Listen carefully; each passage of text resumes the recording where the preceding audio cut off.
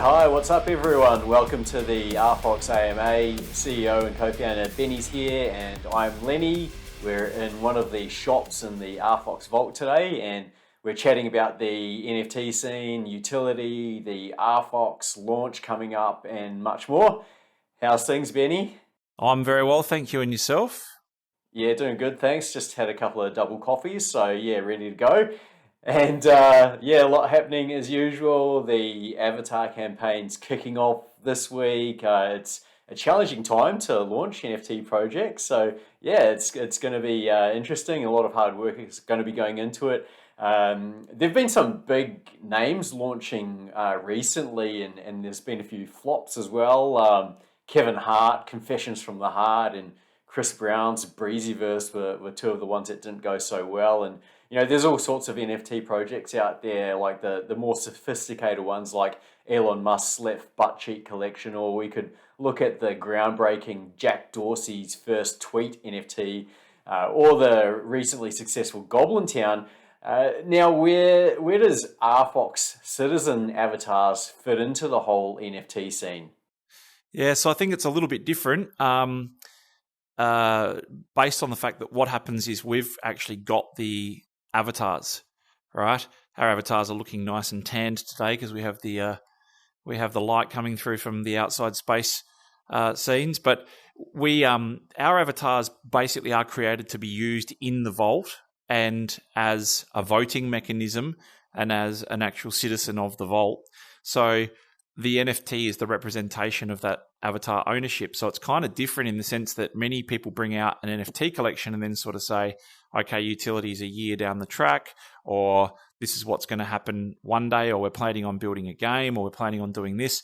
So with this NFT collection, it is much more a representation of the avatar that you owned, and that you'll get that ability to be able to use that avatar to, as I say, to vote, to act as the person that you are in the inside of these virtual worlds. So it's a very different type of a proposition, and obviously that avatar system belongs to a world that's been built.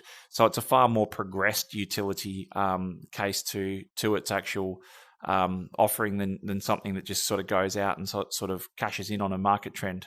Yeah, very, very unique what's been created. And what's RFOX doing to make these NFTs a success for collectors and the community? Yeah, so it's a good question. And going back to your previous question as well about timings and the market, we've always sort of said we just worry about doing things when they're ready to be done.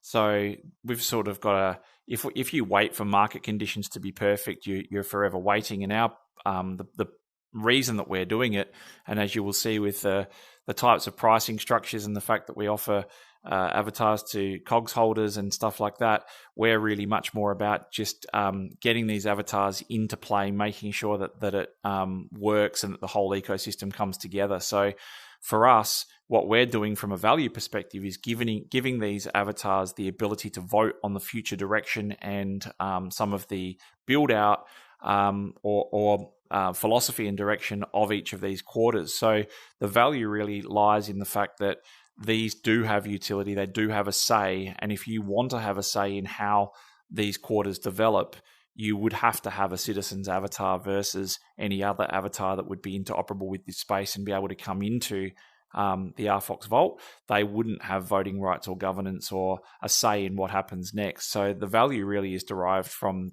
the ability to be able to govern the spaces that you're actually inhabiting. Yeah, so that's pretty community focused, isn't it? Enabling them the ability to really take part. So yeah, I wanted to ask a little bit more about utility and what sort of groundbreaking utility have you seen in NFTs, and what other utility do the citizens have? Because there's also the creator licenses. Could you go into that, please? Yeah, so I think we've seen a lot of new concepts come to play, but you can't really validate a lot of concepts until they've actually had a proven track record. And in this space, the space is so young that a lot of them haven't had the breathing space to be able to sort of prove or disprove their theories yet. But the ability to take your, I guess we've seen stuff like Bored Ape Yacht Club with Creative Commons, and what we'll have is something similar in the sense that you'd be able to take your avatar and you'd be able to create things using your avatar. So whether that be a brand, whether that be animated series, whatever it is that you want, you would own the rights to your avatar. So that sort of that's also something that's pretty cool, we think, as well as those voting rights. And then OGs or originals.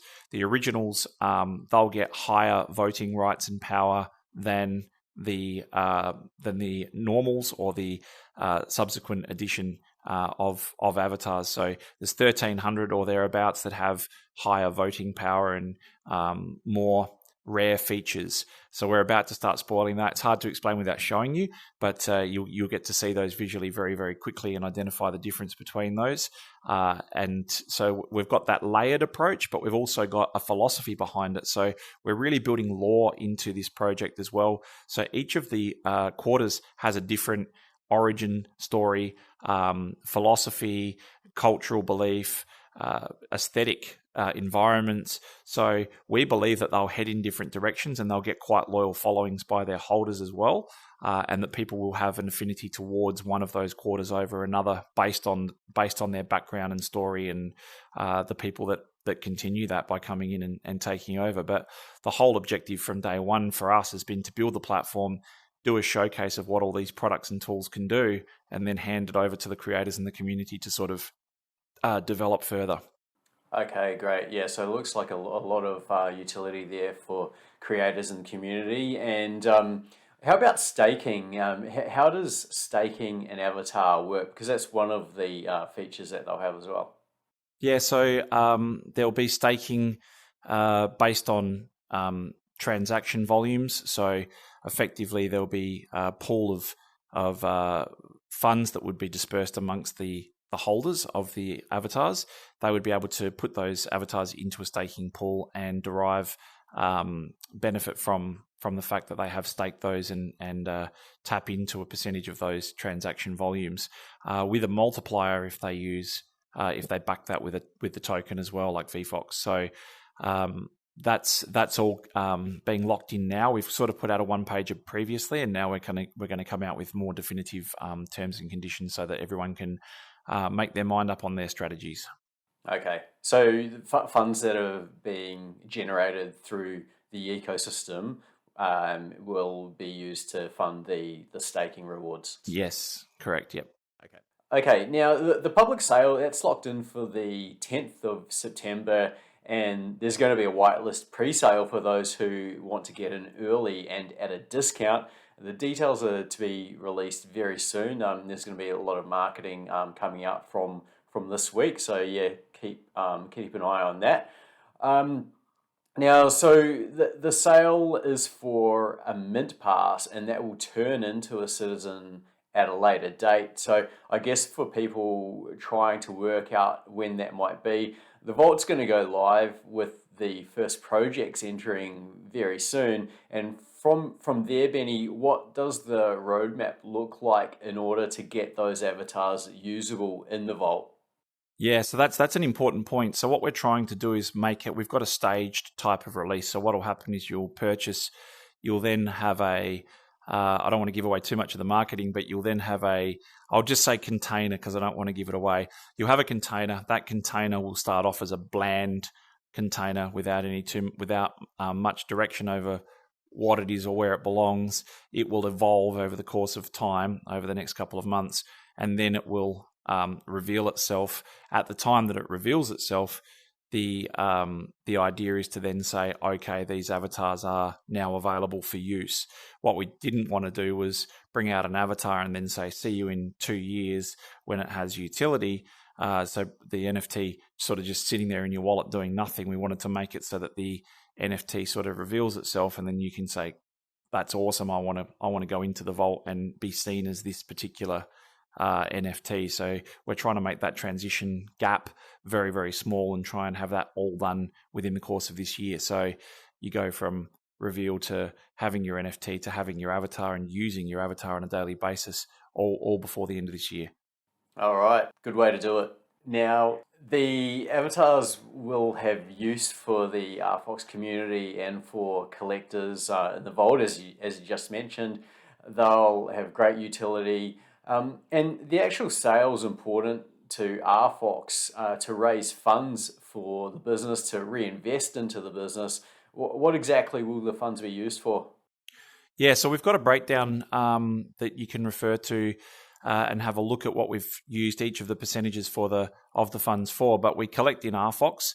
What's really important in this particular upcoming sale is that we're starting to really show that as this platform clicks together, we're much more a complete system and a complete ecosystem, and we're focused on the collection of RFOX. So previously, we have done things in either Ethereum or Wax. What we're trying to really do right now is really push forward and start to convert as many things into receiving RFOX as possible. So the RFOX that we do collect, obviously it's a down market at the moment. That RFOX that we do collect would be used for the purposes of marketing and development going forwards. But as I say, there's a full breakdown so that it's we have transparency on our site that gives you a clear indication of exactly how those raised funds will be utilised for future development. Okay, great. Yeah, and there will be a lot of marketing coming up with the number of launches, the Vault platform with public launch, and also the NFT platform, just to name a couple of them. So, yeah, the funds will be well needed for those.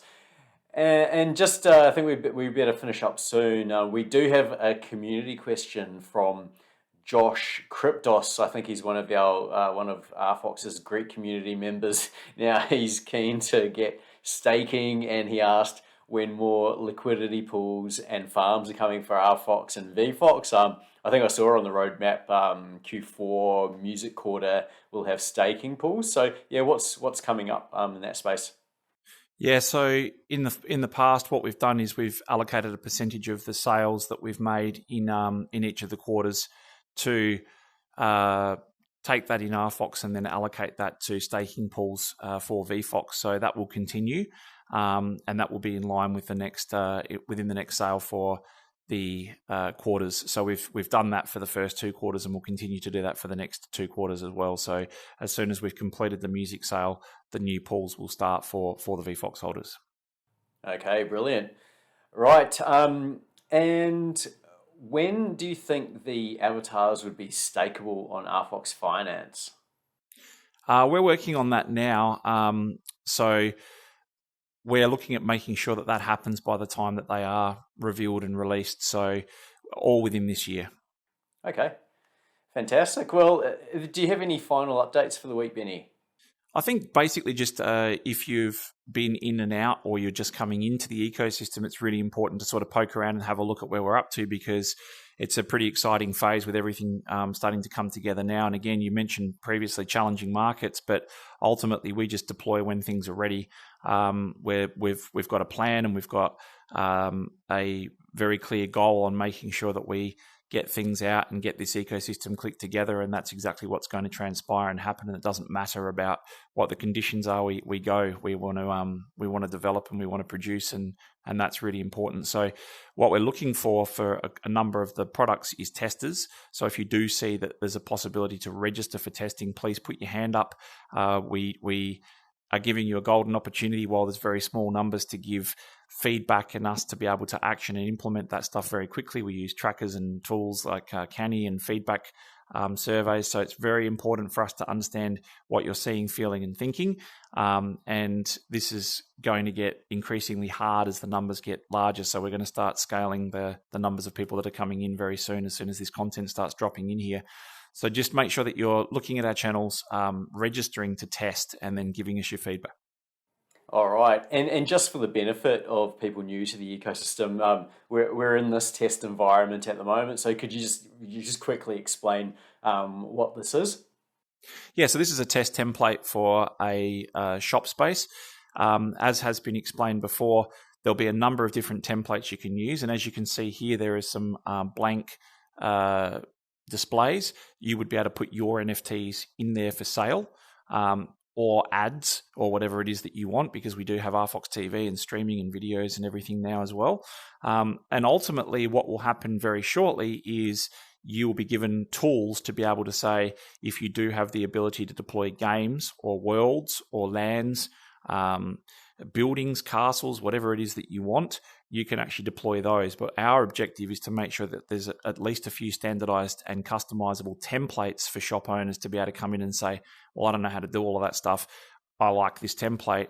Can I make the wall green and the floor blue, or whatever they want to do? So there's the customizable templates like this one that you see here, plus there will be effectively blank space and carte blanche, so you can come in and build your own world. So we've already got a couple of people. One's deploying a game inside of a shop in VR. Another is deploying a land and a world inside of the vault, inside of their shop. So that leads to this Inception type model where once they've built that up, they could actually sell land in their shop. And I won't give away anything more than that, but they could sell things within their space that you'd be able to go to. So this really provides a pathway to people looking at the metaverse space that don't want to build out their own metaverse, that don't want to maintain it, to be able to come in, click in relatively quickly, and then capitalize on a much larger community structure. So it's pretty exciting. But this again is one of the base templates that you can then turn around and say, all right, I want to customize this and make it look and feel like I like. So it's probably a good way to end is to walk out and show them a little bit about what it looks like. Yeah, great. Do you want to lead the way? Yeah, sure. Thank you very much, guys, and look forward to seeing you all next week. Good week, everyone.